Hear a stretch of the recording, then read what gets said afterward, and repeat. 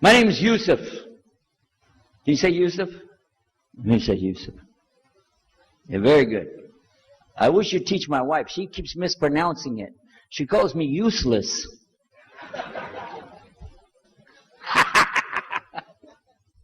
Alhamdulillah. We heard about you used to be a priest or something, and you came into Islam, so, tell us about it. We want to know, how does that happen? And it's not just Muslims who want to know. Non-Muslims would like to know the story too, because they feel like, you mean you didn't understand? I mean, you were a priest, you didn't understand about Jesus? Come on, man. How come you Muslims has to kill all the people? What kind of question is that? How come you have to beat your wives? Why does your book tell you that you're the only ones going to go to paradise? So these kind of questions, when they come to you, what are you going to do? The first thing I have to do is clarify a couple of points. I was not a priest. In the English, we use the word priest to mean somebody who is in the Catholic Church. If you're not from the Catholics, if you're from the Protestants, then you don't use that term. We usually use the term, for instance, pastor, minister, preacher. So I was a preacher and a minister of music. But it doesn't really matter. But just if you're talking to a Christian and you say a priest, he's going to say, oh my God, how is that? And when they find out, oh, you weren't a Catholic, well, that's a lie then. You weren't a priest. So I want to clarify that.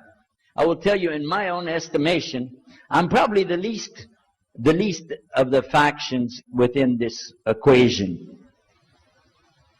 Because there were so many other people that came into Islam the same time I did. That's why it takes a little bit of time to tell the story. But they asked me to tell it tonight, so we're going to do that. But I want you to listen carefully to realize what goes through the mind of a person that's not Muslim. And I usually start out by telling people that my father and I were both ministers, and both of us were also businessmen. In the reverse order. We were business first and preacher second. Got me? Because, well, as they say, business is business.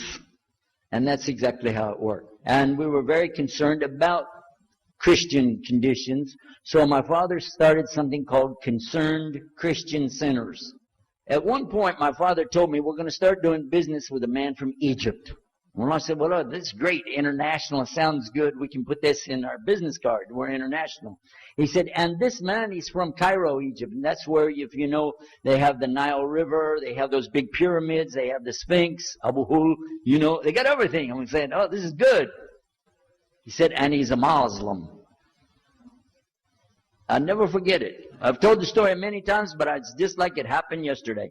I'm standing in between the kitchen, in the dining room and the living room area. Like this when we're talking, and I just stopped like this. I said, what? A Muslim? No way. No way do I want anything to do with that. Dad, come on, you should know better than anybody. Because we were linked in with other preachers. My father supported people like Pat Robertson. Huh? You know him? Pat Robertson? So look out. And there's many of them. John Hagee, and the list goes on. Jerry Falwell, Jimmy Swaggart, some of the names, maybe you heard those before. We know these people. We know all about them. All about them. Okay? So at one point, here I am standing there talking to my father about a Muslim. These are the enemies of God. This is what we've been taught. These same people, I just mentioned their names, in their preaching on the television and so on, this is what they teach. Muslims are no good. Now it just became Muslims are terrorists. But back then, we didn't reach that level yet. We were still just kidnappers, hijackers, They said that Muslims don't believe in God, that they're worshiping a black box in the desert, and they kiss the ground 5 times a day. Now that's what we know, man. So here's this Muslim going to do business with us. I told my dad, no way, I'm not going to do it. And he insisted. He said, I want you to meet this man. He's very nice. And I said, I don't want to meet him. I never am like this, by the way. But on this case, I said, no, that's one thing I'm going to stand firm against.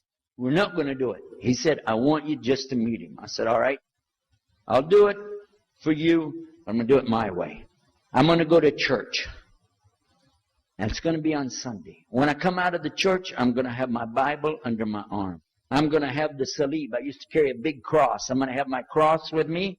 And I'm going to have my hat that says, Jesus is Lord. And I'm going to have my wife, born-again Christian, with me. And we are going to get this demon, devil, infidel, Muslim, and we're going to show him Jesus. Now, this is a true story, by the way. So I got up that morning on Sunday, and I was thinking, man, you know. We went to church. Strangely enough, the preacher was preaching out of the Old Testament about salvation coming at the time of David, which really puzzled me, because according to Christianity, it's coming through Jesus. And it really, that opened the door for me, but that comes up later in the story. Why was he saying there's salvation before Jesus? That's interesting. Now, when I get there to my father's store, I'm looking around, you know. I'm looking for somebody wearing, you know, a long white robe and some kind of black, you know, thing over that with a long beard. And I guess I was looking for me, wasn't I? Anyhow, when I get in there, I don't see this guy. By the way, imama, sword, everything. Ayatollah Khomeini, maybe. This is what I had pictured. I said, where is he? I'm ready. My father said, he's over here. I said, where? He said, here. This is a normal guy. He was normal. He didn't have a beard. He didn't have any hair at all. How do you do? I told him my name. He introduced himself. His name is Muhammad. I said, how do you do? After the niceties of hello, how are you, how's everything, I said, do you believe in God? He said, yes. Oh, yeah? Sure. He said, yeah. Abraham, yeah. What about David and Suleiman? He said, yeah. So when I meet this man, I'm impressed that he's believing these things, but I thought maybe he's just saying it. So I even asked him, what about Jesus? Because I thought maybe they're kind of, first I thought Muslims were like Hindus. That was first. And then when he said he believed in some of the things of the Bible, I said, okay, maybe they're like Jews. So that's when I said, yes, but what about Jesus? Do you believe in Jesus? And he said, yes.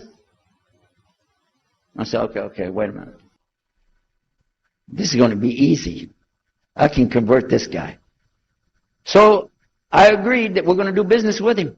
And in fact, I took him immediately out to have tea together. We sit together, drink tea, talk a little while. And I started trying to preach to him right away. I'm in the Bible. I got it right there. Flip it open. Genesis. Let's talk about Abraham. What do you know about Abraham? Abraham, he had 2 sons, you see? And blah, blah, blah, blah, blah. And I'm doing all the preaching to him. You imagine this? And he sat there. Okay. He's a graduate of Allah's heart. And like this. Get me? You know what I'm saying? Well, it happened that during Ramadan, some of his friends that he was staying with, they had to move their apartment around or something, and he was going to go stay in the masjid for itikaf in Ramadan. It's normal. We didn't understand. I thought he has nowhere to go, and I told my dad, this man has nowhere to go.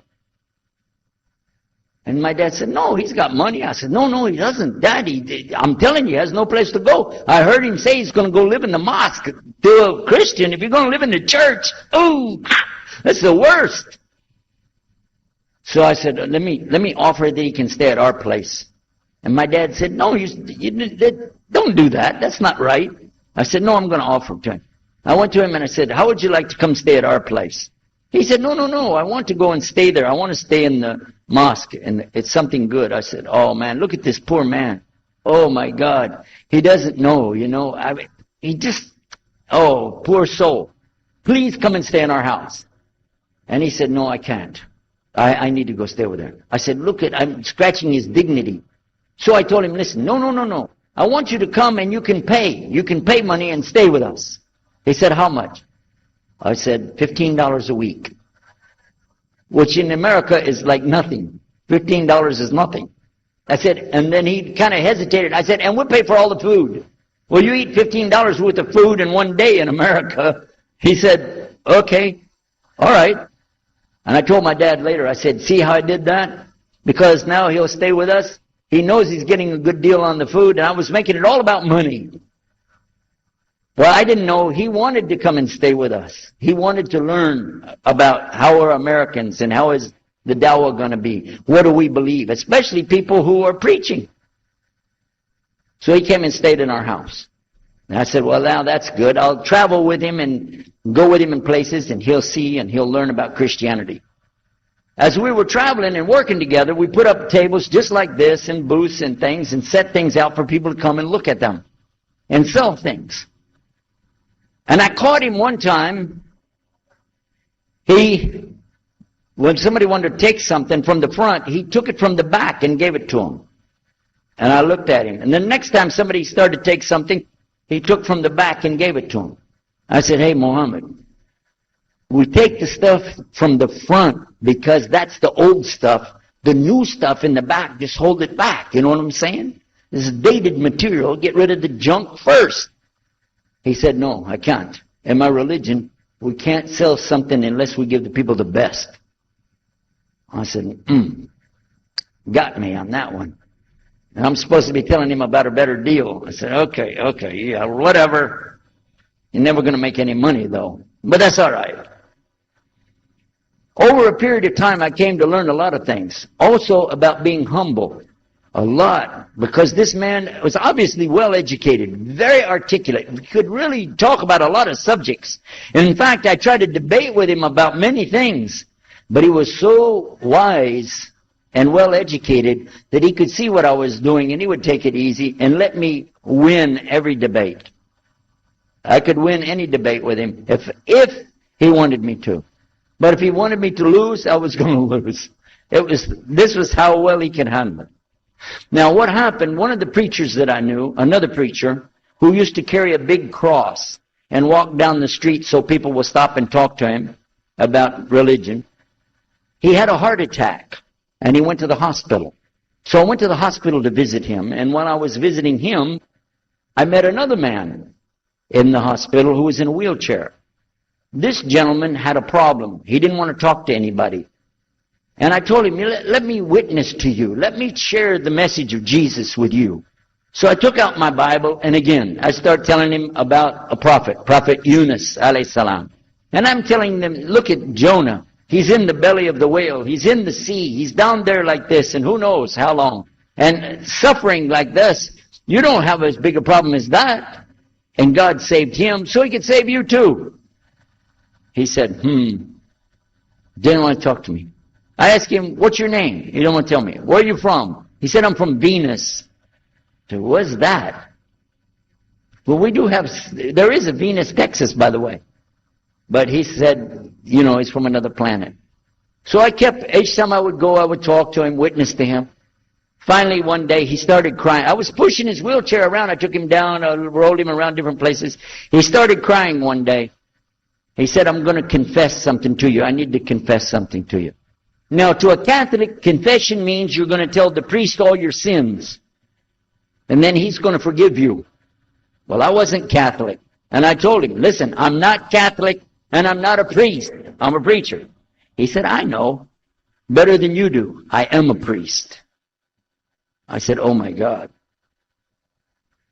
This man is a priest? And he knows the Bible better than I do. He said, I just have had a hard time. I've been here and having heart attacks, and I've been having problems and everything, and trying to figure out a lot of things. He said, I'm sorry I took it out on you. I really am. I apologize. And he started crying. And when he started crying, I felt sorry, I hugged him. I said, it's okay. One day I went to the hospital, and my friend was gone. So I started visiting with the priest. And that happened one time. I went to visit him at the hospital, and he was gone.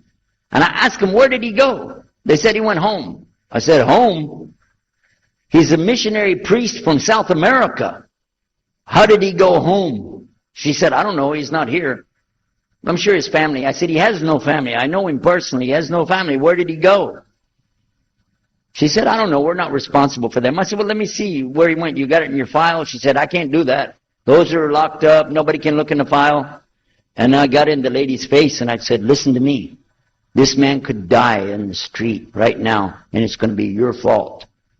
And you're going to get sued because I'm going to sue you for him. She said, okay, his folder's over there, but I'm not going to watch. I went over and I looked for it, got the address where he went. Sure enough, he was in a place where they put people that have no place to go, a shelter. So I went to the shelter and I found him. He was still on crutches. He saw me, he started crying again. He said, please get me out of here, get me out of here. I said, okay, come live at my house. Now, I told you the story so you can see something. Now look, I have 2 visitors in my house. One is a Catholic priest. The other is a Muslim. And I'm thinking I can get the Catholic priest and convert him to be a Protestant. At the same time, I'm going to catch the Muslim and bring him over to Christianity. High aspirations. But it didn't work. Some strange things began to happen.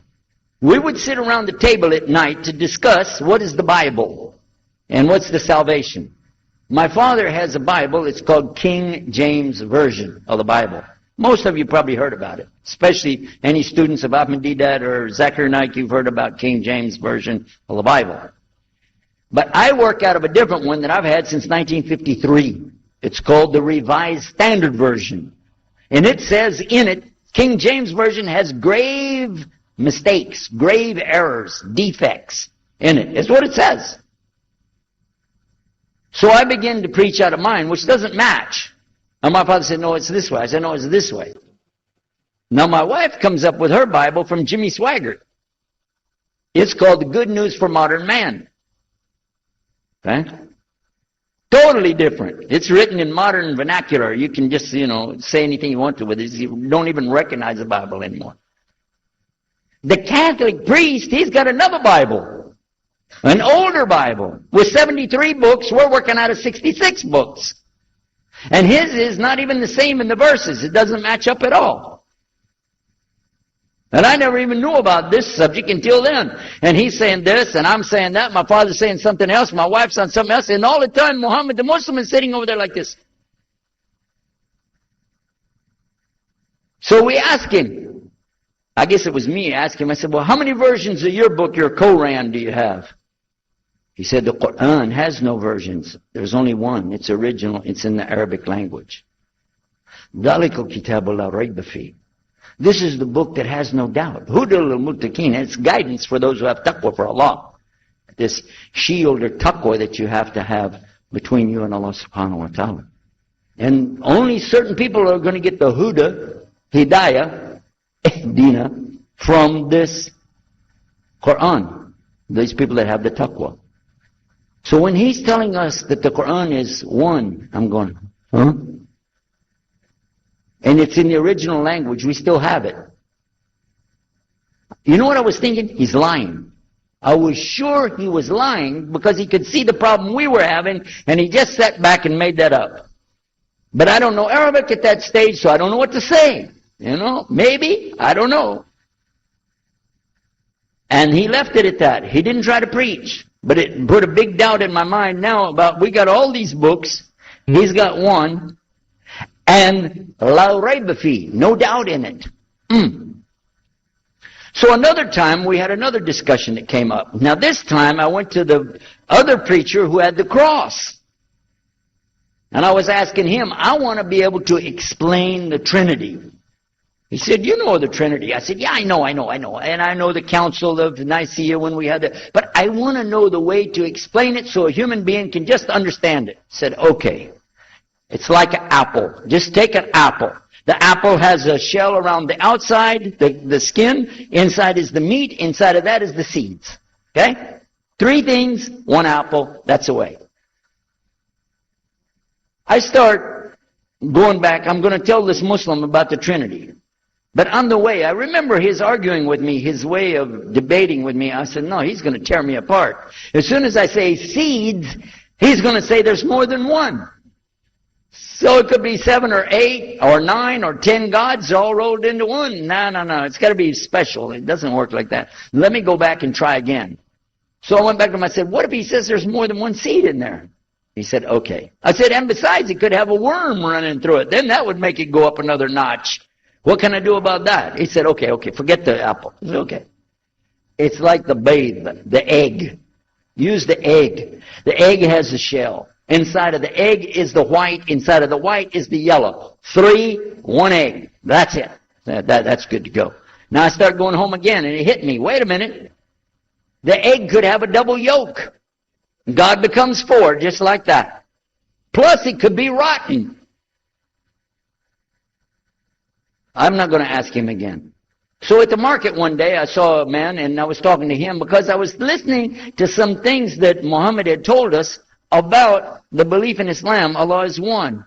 And so I was telling this guy, I got some doubts about the Trinity. He said, you a preacher, you have doubts? I said, yeah, it doesn't make any sense. It doesn't make any sense. How could 3 be 1? He said, okay, look. You see me? I'm one man. I said, yeah. See my wife? Yeah. It's one person. Yeah. See my son? Yeah. 3. 1. One family. It's the family of God. Use that. I said, there you go. The family of God. You don't get very far on that one, and you realize right away they could have another kid just like that. But worse, they could get a divorce. You want a God that can get a divorce? Huh? In Texas, if you get a divorce, your wife gets the cars, house, your retirement check, your 501, your Keogh plan. She's going to get your computer and even your email. You got nothing left.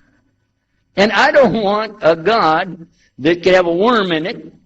I don't want a God that can be rotten, and I don't want a God that can get a divorce. I want to explain this Trinity the right way. Sure enough, the subject came up, Trinity. There we are. Now here's the priest trying to talk about the Trinity is like an apple. I'm going, go there. And then he's an egg, don't worry about it. The family of God, forget about it. I know what's going to happen. So we ask Muhammad, we say, okay, what do you say about God? What do you think he said?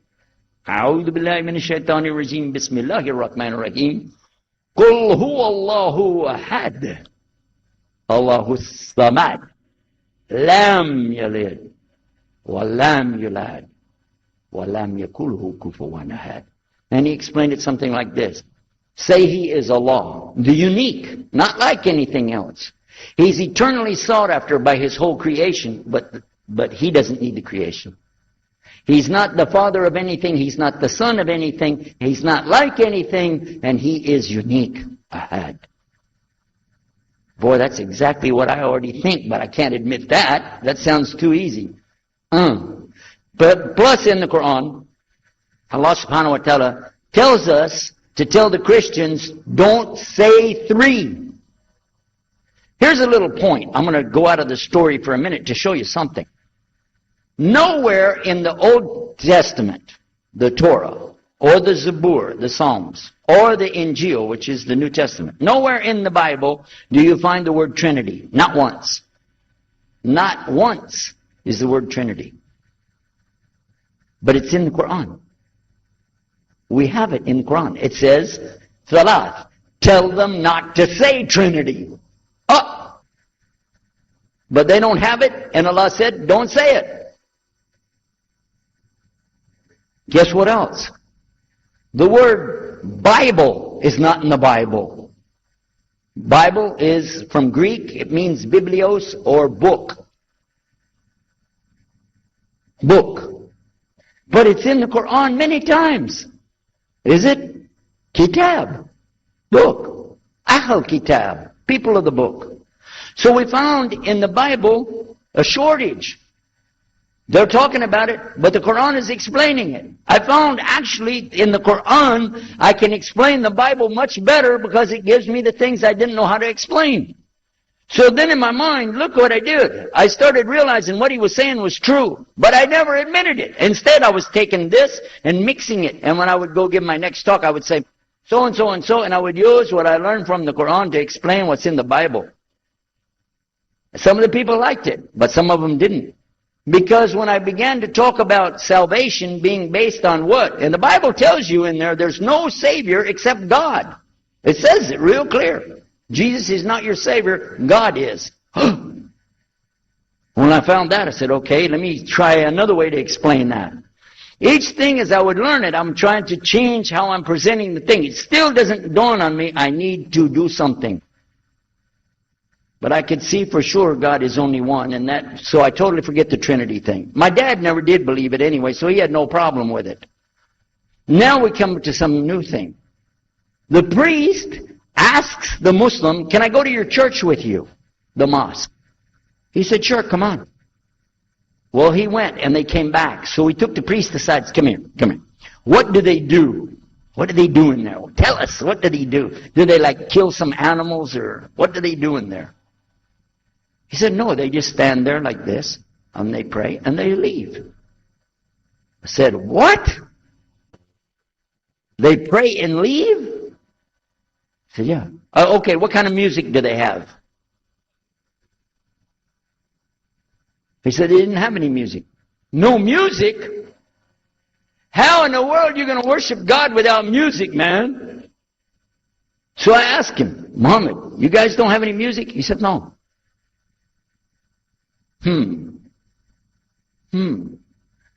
Now, I'm in the piano and organ business. I said, how many mosques are there in the world? He said, millions and millions and millions of them. And I said, none of them have a piano. He said, no. Any of them have an organ? He said, no. Oh, man, I can get rich. Just introduce some music to these guys, put it in there, you know, bound to be. I said, do the Arabs have any music? He said, oh, Arabs have music. I said, boy, I got it figured out, boy. I can see my next $1 million coming right straight up at me, you know. So then the priest asked again another time, he wanted to go back to the masjid again. He went, this is middle of July, 1991. He went to the masjid with him again. And by the way, this masjid, Sheikh Muhammad Jabali knows it very well, is on Medina Drive in Arlington, Texas. And that's where they were going to, because we were living in Midlothian, just south of Oak Cliff and south of Dallas. So they didn't come back. All night we're waiting. What happened? Very late they came back. And when he came in, I looked. There's Muhammad. I recognize him. Who's the guy with him, though? He's wearing a white jalabiyah, white dress like this. Has a white pillbox cap on his head. And I looked at him and I said, Pete. His name was Father Peter Jacobs, but we're not, Catholic, so I don't have to call him Father. I said, Pete, did you become a Muslim? He said, Ashhadu an la ilaha illallah, Ashhadu Muhammad Rasulullah. I said, oh my God. So it was still in my mind, and I was thinking, what am I going to do? This is too amazing. Now here I'm preaching to the people, and I'm trying to change what I'm saying, and here's a priest just became a Muslim. My father's saying it's a good deal. It sounds all right to him. And I don't know what to do. So I decided I'll make mashura. I talked to my wife. We have an apartment upstairs. We were in our apartment up there, and I'm telling her, a priest became a Muslim today. What is that? And can you imagine what they were saying about the Quran and saying about this and so and so? All of a sudden she said, I want to get a divorce. Oh, whoa. It's not the subject, but what happened? She said, no, all this talking about religion and talking about Islam, and so I can see. I said, oh, no. No problem here. No problem. I said, you thought I was just observing somebody else. No, I'm not interested. Trust me. I don't want to be with those Muslims. The last thing I want to do is be with a Muslim. No way. Just put your mind at ease. She said, I need a divorce. I said, where are we going with this again? What's the problem with that? What happened? She said, a Muslim can't be married to a Christian. I said, what? No, wait a minute. Hold on. I don't look at me. I'm telling you, I swear I don't want to be a Muslim. Okay? And even if I did, don't you remember what he said? A Muslim man could be married to a Christian woman. It's not a problem. But I'm not saying I want to. I'm just saying it's not a problem. She said, that is the problem. a Muslim woman can't be married to a Christian man. I want to be a Muslim, so I need a divorce. I'll never forget, I was sitting right on the edge of the bed, just sitting there, and I almost fell over. I said, at last, I can tell the truth. I can say it. I didn't realize that she liked the idea. I was afraid. I said, okay, the good news is, I too want to be a Muslim. You know what she said? I don't believe you. I said, no, really. I was just saying that because, but for sure, just so you know, I want to be a Muslim. I've been thinking about it. I want to be a Muslim. We're both going to be Muslim. Alhamdulillah, it's going to be great. Right? You know what she said? I don't believe you because you're either lying right now or you were lying 5 minutes ago when you said you didn't want to be a Muslim. And either way, I don't want to be married to a liar. So get out. So I started leaving. I'm walking down the stairs of the apartment. I'm down to my father's part. I said, wait a minute. Where am I going to go? This is my father's house. I just got thrown off of my own property. What happened here? So I went to get to Muhammad and I woke him up. I said, come, you and me, we got to talk. Come with me. And we went outside the house and we walked those country roads in Midlothian, Texas, until the time for the dawn, the sun to come up at dawn. And all that time I talked to him about what's it like to be a Muslim, how do you have to believe, what do you have to do. Let me hear all of it now. And no more playing a game. I'm not debating, I just want to know. Just tell me. Just tell me what's Islam. I need to know what I need to do. And he told me everything and I realized this is it. I got to make a decision. This is a big deal though. And he told me, okay, this is up to you. You have to go make a choice for yourself. I can't help you. I said, oh my God. So when he was praying Fajr, I decided, I've been watching this man praying this direction with his head on the ground. It's so beautiful to see a man humble himself, put his head on the ground to the Rabbil Alameen. I said, oh my God, let me try that. So I sneaked off somewhere where nobody could see me, illallah. And then I found a place, a board there, and I bowed down on the ground and I put my head down on the ground on that board there. And by the way, I'm pretty good at speaking, especially in prayers. I used to make so long a prayer, they wouldn't let me say the prayer at Thanksgiving because the food would be cold. Okay? So, but I put my head on the ground and only these words came, no more words, just this. Oh God, guide me. That's it. And I was thinking, well, I got to say more than that. Nothing. Oh God, if you're there, guide me. That's it. After a while, I sat up and I looked around. There wasn't any fancy rainbow. It wasn't birds flying around. There was no big signs from above. There was no music, angels, harps, nothing like this. It was just a cloudy day in Texas. But inside, I could realize I had to make some changes. To me, that's what I need to do. There's the problem. It's inside of me. Within a few minutes, it became clear what I needed to do, and I had to develop an idea of how to pull this off. I talked to my wife, talked to my father, I made a bath, and at 10 o'clock that morning in Midlothian, Texas, I went in front of this man named Muhammad and this new man named Yahya, who used to be the priest, and I said, Ashhadu la ilaha illallah wa ashhadu anna Muhammad Rasulullah. Immediately after that, my wife did her shahada. Ashhadu la ilaha illallah, ashhadu anna Muhammad Rasulullah. A few months later, my father did his shahada. Ashhadu la ilaha illallah, ashhadu anna Muhammad Rasulullah. It's not guidance from me, not guidance from you. It's guidance from Allah. Allah guides whom He wills. Whom He wills.